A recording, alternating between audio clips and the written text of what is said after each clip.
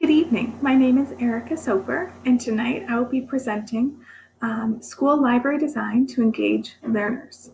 This is a presentation for LAS 538. So our learning outcomes for this professional development session are that participants will be able to articulate at least 4 factors that must be considered in creating an effective library environment, and that participants will know what environmental psychology is and how it should impact classroom design.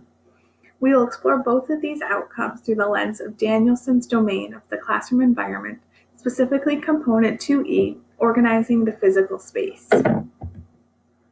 The classroom environment.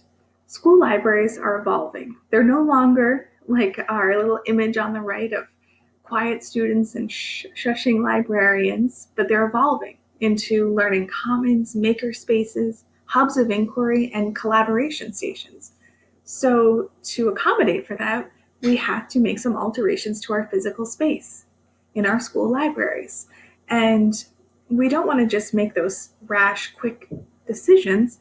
We need to have informed decision making and must consider the following factors when we're planning to make a change to our physical space. First one is sound. So as we're creating learning commons or maker spaces, we also have to consider how sound will carry in our library spaces and possibly zoning some spaces so that there is area for reading or quiet independent work, maybe another area for collaborative or group work, and then perhaps another space for making, or maybe that's a part of the collaborative space, but just thinking about how the sound will carry and how it'll impact student learning. The next thing to consider is the furniture and the layout. Does the furniture that we've always had in the library still serve the new purposes that we are using the library to fulfill? So considering what furniture we have and what might work best for the new envisioned space. So wall hangings and displays and color are other factors, and lighting I might add in here as well, that we have to consider because sometimes we have students that can be overstimulated by lots of colors, lots of designs, lots of signage, and certainly most people don't mean any harm to their students. They're trying to create an inviting and warm atmosphere, but sometimes it's just too much. So I would caution you, make sure that you have appropriate signage and that it's clear, that it's large enough, and that you have some color in the room. I don't suggest you have white space, but just make sure that it isn't overwhelming to the eye. And of course, we always have to be considerate of accessibility and ADA compliance. And so as we're making those adjustments to our physical space, we need to make sure that we remain compliant as we always have been. And finally, tidiness. May seem like an odd thing to include, but it can impact student safety and just perhaps be distracting to students if things are untidy, or perhaps it takes longer for students to find something if it wasn't put away in its proper place.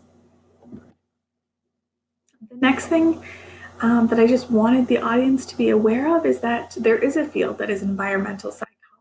It's interdisciplinary, and it explores the interplay between the physical environment and the individual who functions in that space.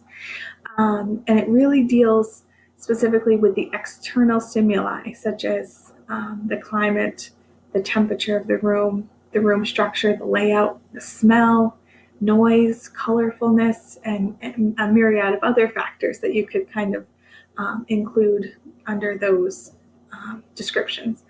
And these are the things that we're looking at when we're exploring environmental psychology and how those things impact students' ability to function optimally in that space. And it's so important to realize that messages are conveyed through the choices that we make in our built environments. Sometimes it's hard to put your finger on when you go into a space, but it just doesn't feel inviting. It doesn't feel like it's a space that you want to be in or that you could be productive in. For me, I feel like that's a very white space, very rigid furniture. To me, that's not inviting, and I wouldn't function well or certainly optimally in that space. So just be mindful that we're conveying messages to our students by the choices we make for the physical environment.